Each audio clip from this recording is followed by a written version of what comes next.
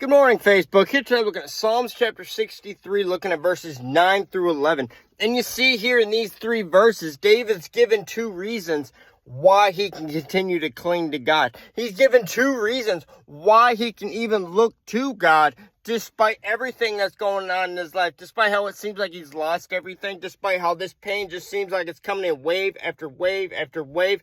David, instead of looking to his flesh, instead of following the world when the world is trying to give him every reason to look away from God. The world right now is giving David every reason to look to his own heart, to trust his own flesh, and to rely on his own experience and abilities of what he's already done to get him through this situation. But you see, David is going against his mind. He's going against his mindset. He's going against his flesh.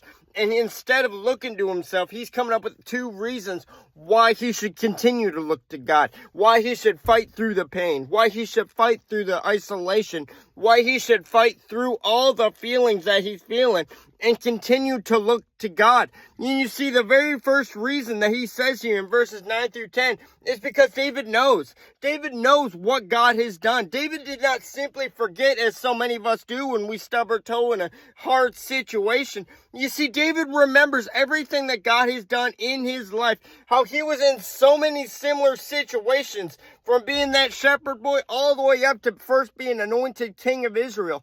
David remembers every hard situation where there was no way through it, where it seemed like all hope was lost, where there was no light at the end of that tunnel. David remembers how the only way that he made it through was God, how the only reason he had hope, how the only reason he had joy in that hardest situation of his life was because God was in it with him. And he knows that just like the sparrows of the sky that God shows so much tender compassion for, God shows that same tender compassion to David as he does the birds, and that God has every hair on his head numbered, and he knows him by name, so he knows he doesn't need to worry, that God is in ultimate control of everything that happens in his life. And you see here the second reason that David says here in verse 11 is that every situation we go through, it's always subject to change. If it's a hard and difficult situation, it doesn't have to stay that way.